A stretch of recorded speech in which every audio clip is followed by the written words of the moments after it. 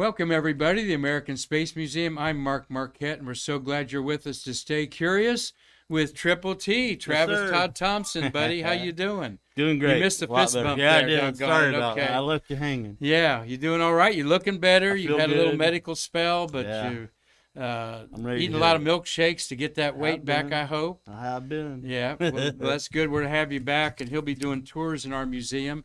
And as you know, the American Space Museum for 20 years has been preserving the birth of the American space age and igniting the future generation of space workers. And there's none other space worker. There's a one-of-a-kind space worker. They're all very special.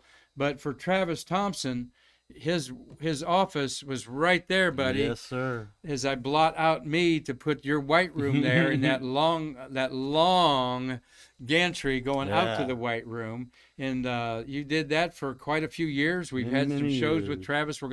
You see the numbers on the people's backs in the white room when they're putting the astronauts in. We've had a show on that before. Number 1 is the lead, and you were the lead. Yes, sir. Number 5 is the other top dog of the astronaut closeout crew, Right. and you've been that many times. You're going to Yeah. talk about that. But Travis, just a little bit about your work environment. Everybody, most people are behind a desk with a computer in front of them.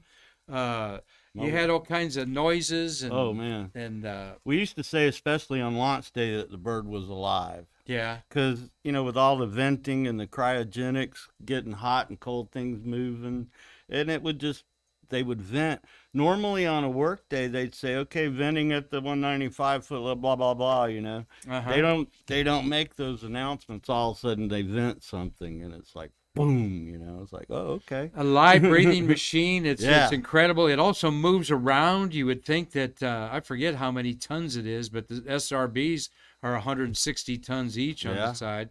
But it actually has a movement around Yeah. there, like you could move In your the wind. car in a parking lot a little bit, In right? the wind, the white room moves because there's a big long cable going across there, Uh-huh. and the white room moves, and then the ship actually moves because of how big it is, the wings and everything. So Right. I think yeah. about the wings catching the Yeah, they wind in will. there occasionally and stuff. So, What's an SRB? oh, solid rocket boosters. Okay, Sorry. we've got Jessica Galloway under our controls there, and she caught me there because I'm always a stickler for well, acronyms and interrupting people in acronyms, and here I laid one on you there. SRB, all right, solid rocket boosters there.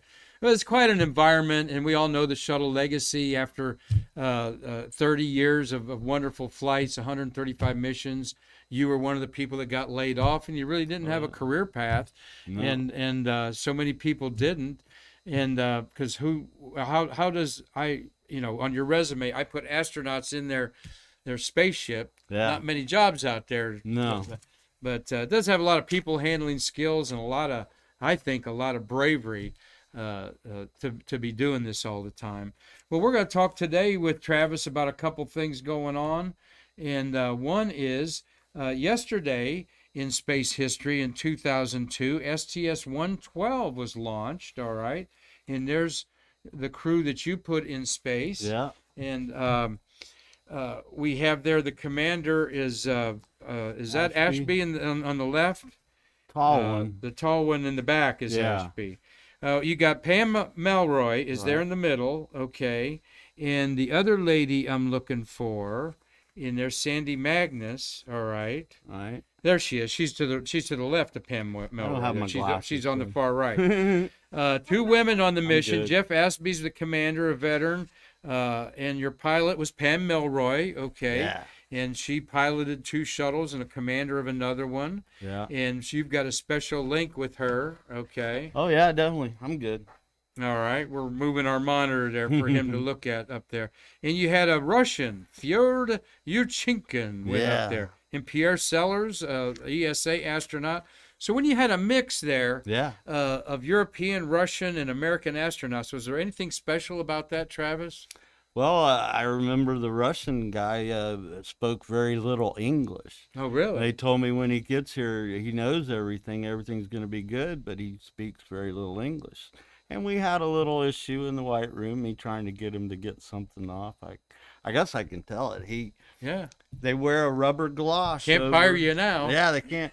They wear a rubber Statute of limitations. galosh that I made them wear because in the old days when the astronauts show up on launch day, we would have to clean their boots off before they got in the ship. That Right. takes time. Okay. So I had to make a rubber booty Uh-huh. to cover the boot. So You had him do that. Yeah, As the lead of years- the crew there. Yeah. So he comes in and I point to the booty and I say, I need to remove your booty. And he just kind of looked at me and I pointed again and I said, I need to remove the booty. And he just looked at me. So I figured I need to show him something. So in my mind, what I was going to do is I put my hands on the White Room wall and put my one foot up to show him what I want.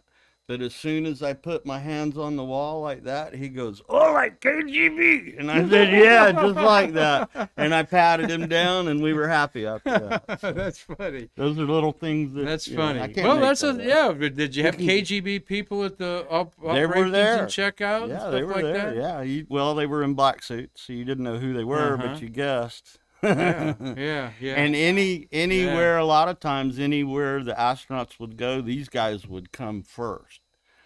And check it out. Anything that they had to do or crawl through or anything, they did it first. Is that right? Yeah. Except go through the hatch of the orbiter. President Bush, Vice President Bush, when he came, the Secret Service came the day before and went all through the ship wherever he was going to go. And then the guy came in with a little MAC-10 and the OIC orbiter integrity clerk was trying to tell him you have to remove everything above your chest, above your waist to get in the ship. He goes, "Well, what about this?" And I said, "Hey, dude, you're all right. Just keep that." So he went all through, yeah, and I got to meet In the orbiter. Yeah, Oh, really? Yeah. Both decks, the flight deck, Flight mid deck, and through the right bay? there on the pad. Really? Yeah, There's So- Tales from the White Room with Yeah. Triple T. I never would have thought that NASA would allow KGB agents on a yeah. on a government property. I don't. US Well, I know the Secret Service were armed, but I'm not sure if KGB was armed. That's or interesting. Not, but Yeah. they were there. That's cool. Tales from the White Room. That's why we have Travis on here. That wasn't part of our pre-production meeting, No, but this was. Here we've got some more pretty pictures of this crew. And I asked Travis, was there a picture day like at school in 5th grade when you told us it's student picture day? And in 5th grade, this guy probably had to shave Oh yeah. for that. But In between quite a the burly 8th and individual, 9th. Travis is. So tell us about picture day. Did they have it on the pad and they go to different setups? What was that like? Actually, what this is Su-17 S0017. Which means It's a training. It's a book. mock launch. Uh-huh. So we do everything on that day of is just like launch day, except we don't launch. But 3 days leading up to that, they come to the White Room and safety gives them instructions. I give them instructions. There's an instructor up there, and we go through. I also have fire rescue up there. So we show them the fire rescue lockers. We show them everything in the White Room they need to know. We show them all about the 195 and the toilet out there, that I have to have somebody guard when I started having female astronauts. Oh, okay. On this Su-17, I had, because everybody else is working also, doing regular jobs. Right. So I had to post a guard at the bathroom when I started having women. So that was a big deal. Okay. I had to For carve. the guard was there. Well, I had to from carve quite one of far. my guys out because they wouldn't give me a KSC guard. Oh, okay. So I had to carve one of my guys out of the team to stand there. But this was not on launch day. This was just on this. Uh-huh. But it's a dress rehearsal. They drive the M113 tank. They do this. They see how the slide wire baskets work. So it's all 3 days worth of But it's training. also picture day. And it's pictures. in there, so- Photographers follow them around Uh-huh. everywhere they go during those 3 days. So yeah, it's big picture day. And these astronauts are trained at Kennedy Space Center, of course.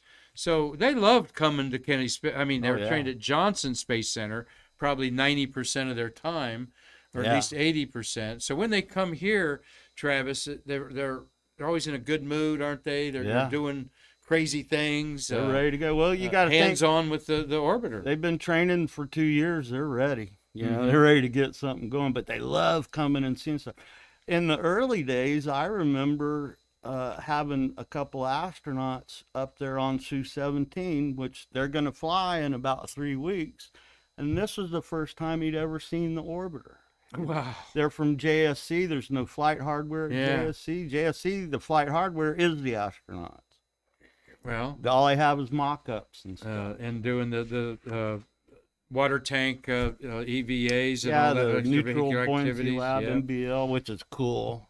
Well, this was a great mission that launched October 7th, 2002. Spent 11 days. They brought up a big girder, for better words, of the truss, the main truss of the International Space Station. 2002, the International Space Station was just a couple of cylinders back then. Yeah. They had 3 EVAs. Wolf and Sellers did EVAs. This was after David Wolf was on the, and David Wolf is right there in the, to the right, I mean, with the gray hair. Right. He'd spent 4 months on the Mir Space Station before this, so. He was a cool guy. I like him. You like David Wolf there. And Sandy Magnus was the last woman on an orbiter, STS-135. We'd love to meet her someday. That's right. That makes her. Okay. Yep. And Pam Melroy, you have a special connection with.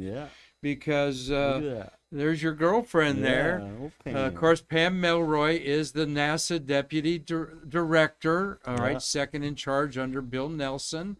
Third in charge is another astronaut, Bob Cabana. This was at the Udvar Hazy Museum in Washington, D.C., when Pam Melroy dedicated your closeout crew suit that is in the Udvar Hazy Museum right now as we speak in front of Discovery. And we had a big day for that in July, and she gave you this, all right? Yeah, and, I love it. And we just had a little power outage. Jessica, you think that kicked in, or we're good. we bought a super duper backup battery thanks to your all generous contributions. We got a good storm going on today. Bruce's hard work. And Bruce Jacobs, our IT guy, figuring it all out there. But look at that. You could zoom in just a little bit on that if you could, Jessica, to show. That is pictures of you putting Pam in her spacesuit in the White Room on her missions, her 3 missions, 2 as a pilot, 1 as a commander. She gave this to you and signed it. All right. And how cool is that? That is cool. And what makes it special to me, we just lost it again. What makes it special to me is that she picked all the pictures out. And she put my closeout crew patch in there. And she made this herself. I'm sure she had help. And what a person! What a day that was! Yeah, it was awesome. What a wonderful person! Love her. And politics aside, NASA's in great shape. With the leadership we have there, and we have been experiencing our lights going off and on here, and we're still broadcasting thanks to our little power supply unit here. Cool. I kind of like that light, Jessica. It makes me look a little younger. That softer glow light there. So anyway, we got Pam up there. Here's another picture of you and her that NASA tweeted out. NASA Deputy Administrator Pam Melroy, Honors Space Shuttle Closeout Crew Lead. Wow. Yes. The cover photo of the video that NASA posted as well on YouTube. Oh, okay. Good. Yeah, and you can go to YouTube and Google this. And we have it on our YouTube pin. Cool. Thank you. Proud of Travis Thompson, Triple T, joining our crew here to American Space Museum. And we got a happy birthday going on today. Happy birthday to Carlos Noriega, who's 62 years old today. He was the first citizen from Peru to go to space. He was born in Lima, Peru, October 8th, 1959. He is a U.S. citizen. A NASA employee, former NASA astronaut with 2 space shuttle flights. You're never a former NASA astronaut. I'm sorry. You're always an astronaut. And you're always a U.S. Marine like he was. Hoorah to Carlos Noriega.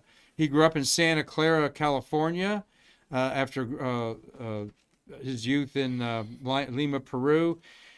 He was on STS-84, the 6th of 9 dockings with the shuttle, with the Mir space station. So he was on the Russian space station. Then STS-97 in 2000, he did the 5th hard hat job, installing a set of solar arrays on 3 EVAs. Happy 62nd birthday to Carlos Noriega. Do you remember much about him? Not a whole lot, but it's kind of weird when you're dealing with people that are the same age as you, because a lot of these guys were either younger or right. You're like, what did I do with my life? You're going to orbit. I'm just, here I am. I'm going to have a cheeseburger after this at the close KD. The door and say goodbye. At the KDI and a beer, and you're orbiting Earth. Going to orbit. Yeah, right. I know. Cool, sometimes I'm around people that are my age, and you're just going like, good Lord, what did I do with my life? Look what they did with theirs. But we all have a great life no matter what you do, as long as you're passionate about it. And we're passionate about one thing here at the American Space Museum, and that is our astronauts. Yeah, and this is National Hispanic Month, okay. And National Hispanic Heritage Month goes from September 15th through October 15th. So next week we're going to highlight a few more Hispanic astronauts like Carlos Noriega. But here's one that you know pretty well, Ellen Ochoa, the first female Hispanic astronaut. She had 4 space shuttle missions from 93 to 2002. Here she is getting fitted up for one of her space flights. Right. And when she retired as an astronaut, she was the 2nd Hispanic director at Johnson Space Center. We've got a sound problem. Well, that's the only thing I could get your attention with. We got about 20 minutes of backup. Okay, thank you. Our power's off in the building. We got about 20 minutes of backup, so we're gonna we're in good shape here. Thank you for. I thought about that. National Hispanic Month, Heritage Month is going on. This is one of the true inspirational Hispanic females, to not just women, but me personally as a man. 4 flights. What a leader. Awesome. But you've got an Ellen Ochoa story. Yeah, I do. And it might not be flattering, but it's not her fault. But everybody has to learn how to drive the M113 tank. It's the for rescue. It's the yellow tank. It's in the Vietnam Vietnam. It was an armored personnel carrier. NASA made 4 of them. They're painted bright yellow, and everybody has to learn how to drive it, because that's your only way off the pad in an emergency, in case they think the vehicle's going to blow up or something. We would slide down the slide wire baskets, get in the bunker, then we would all get out into these M113 tanks and drive them away. Well, everybody had to learn how to drive it. One day Ellen is driving, and I'm there because I'm supporting the crew, because all the crew is training. All 7 of them had to drive this thing. Well, it come to her turn, and the fire chief is sitting up on top of the tank, and the rest of the crew's in the back. So she's driving. She says, hey, is this amphibious? Can I go in the water? And he said, sure, no problem.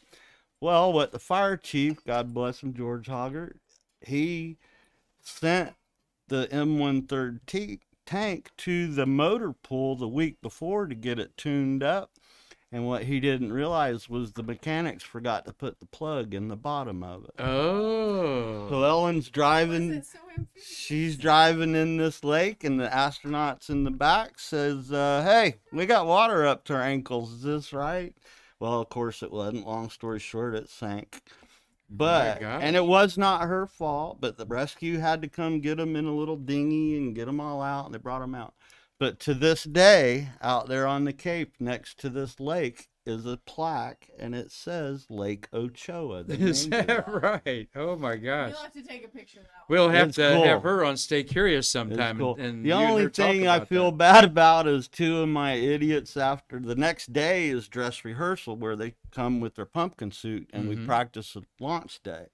And as soon as the elevator doors opened up on the 195-foot level, my guy is standing there to meet them, and he's wearing a dive mask with a snorkel. Everybody thought it was funny except Miss Ochoa. Well, we're going to have a whole program about that rescue thing and going out there. And I do want to talk again, about that had a lot of fun. We're talking with Travis Thompson, Triple T here, and I forgot at the beginning of the program to thank Bart Martindale for guest hosting yesterday. If you missed it, you need to see the conversation with Steve Oggood. He was really an inspiration to a lot of people. Good, he's very knowledgeable. He's a docent out there at Kennedy Space Center. Just a great individual. We'll have Steve back again, and we'll have Bart usually once a month to do a interview.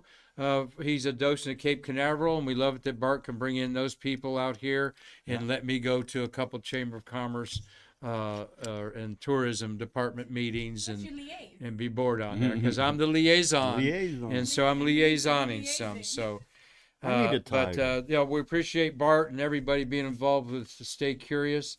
Next thing we've got up here to talk about is a birthday. Yesterday was Karen Nyberg. We had that on Facebook. There's a beautiful picture of Karen Nyberg looking out the cupola. Isn't that cool? I mean, who wouldn't give their left arm? Well, maybe not left arm, but who wouldn't want to look out that? And that'd be cool. She is now retired. Her husband, Doug Hurley, went to space on the first Crew Dragon demo. I think he's getting ready to go again. And I think he is getting ready to go again. And so we wish a happy birthday to Karen Nyberg. And Karen. A side note about her, that our friend Gene Wright is certainly happy to hear about, because Gene Wright is our quilting sew sister on the Shuttle fabric. In fact, I'm wearing a Gene Wright vest here. You see in a minute, but there's Karen Nyberg. Karen Nyberg did the first quilting in space there. Thank you. And I love quilting. I'm not a quilter, but I love the quilting shows for the inspiration of the artwork involved. And there's obviously a lot of math involved there. Oh, my God. But there she is doing a little quilt pattern up in space. I'll bet her closets are full of scrap material, because that's what they do, is they save every scrap that they can, because it might be turned into a quilt someday. That's pretty cool. Karen Nyberg, happy birthday to you, too. Happy birthday. So, talking a little bit about the shuttle here, a couple stories, Triple T. You're up there, the hatch. We saw the astronauts next to the hatch. How do you close the hatch? And well, what are you holding there? Well, that right there is what fire rescue would carry. It is an emergency egress T-handle. It folds up so that fire rescue could carry it. So it opens up. All it is a big square drive, four-sided square drive. And is it hexagonal inside, or like a craftsman's socket wrench? It's just like if you went and bought a big 3/4, I forget what size it might fit. It looks about 3/4 inch. Yeah. And what, on launch day, when you close an open hatch, we use a different T-tool, and it has a locking mechanism. Oh. And going through the hatch is a rod, so that this rod is connected to the hatch on the back side, on the inside of the hatch. So on this side, when I put the T-tool in, I have a rod that slides inside that T-tool. So when I flip the button over to lock it, it pushes the rod all the way through the hatch, and it locks from the inside. Wow. So that is different from this particular. This one is for an emergency, to get into it fast. And the whole trick is, and you know, even if the tile are on the hatch, we'll find a picture one of these days, but there's a red dot where they painted the tile red. There's no aluminum behind it. It's a carrier panel, but it's just tile. So what you're supposed to do is you take that T-tool, you rake off the tile. Wow. And there's the hole, because it tells you where to rake it off. Uh-huh. You cram that in. Yeah, let me see that. Okay, thanks. So thank you, Jessica. Once the hatch is closed, let's do that. there's your emblem there that's got the hatch on it. Yeah. There you go. So if you could I really felt like thing there. if you could zoom in the two, it says rescue. There's a arrow. It says rescue, and then there's a little red dot. I probably can't see it on there, but that's what I'm talking about. Those are the carrier panels. The last two things we install on the ship to cover this up for flight. So if it's an emergency, you would take that, rake it off, stick it in, pop it with your hand, and that would unlock it from the inside. Then you just turn it counterclockwise, hatch open. Well, cool. Pretty simple. Tales from the White Room. Well, Yeah. let's end our little program here with dispelling the one urban legend out there that the inside of the hatch is locked and only the commander has the key to keep a wacko from jumping out the spaceship. Not true. Address that. True or false, Travis? Nope. There is just if anybody wanted to on orbit, there is a lock that you got to flip down and open the hatch. There's no other lock. They've got a cover over that so you don't There's bump a cover. into it. Yeah. There's a cover over it. That's that checking to see if the lights are on. Well, there you Yeah, have that. it. There you have it. There, yeah. So, well, that's there you go. Because everybody always wants to know that question. Yeah, my first mission. After, how do you go to the bathroom in space? My first mission, I would probably sleep with one eye open. There you go. Well, Winston Scott said he didn't sleep very well. You know, he doesn't sleep well anyway at all. But so we're so happy that you're with us on this Friday with Tales from the White Room. And Jessica, we've got some questions from our Stay Curious followers. Question from Robert Law. He said, "Were you there with Challenger when they could not get the T-tool out of the hatch?" Oh yeah, I remember that. Okay, What were you do? online there?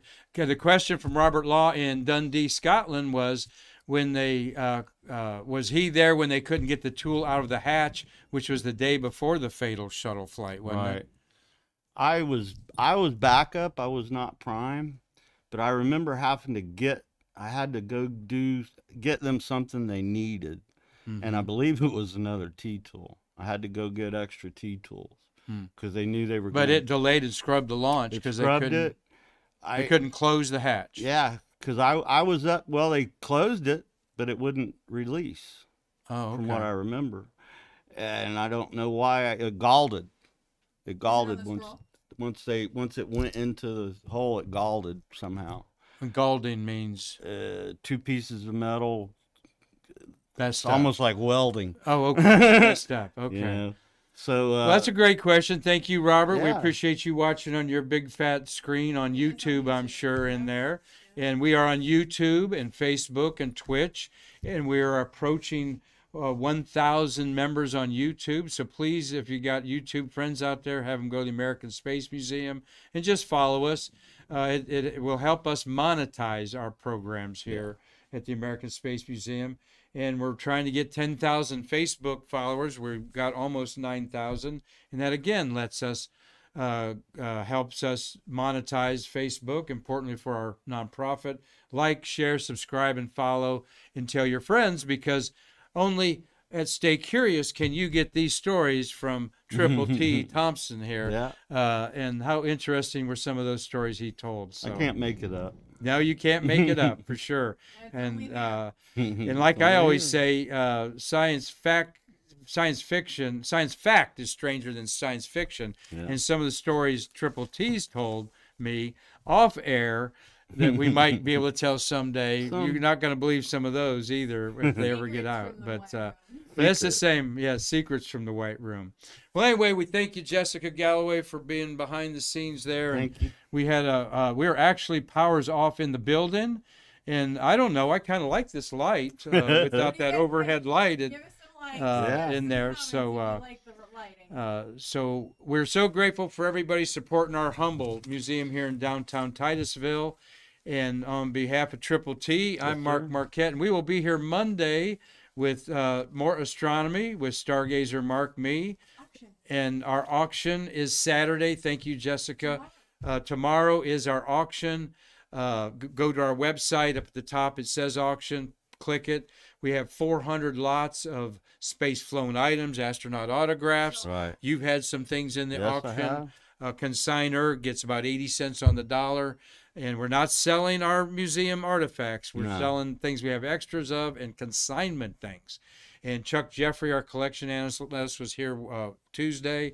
And I'll be sitting with Chuck doing the auction from internet only. And then our December 4th auction, we'll have the doors open for you to come and bid till it hurts. So there you go.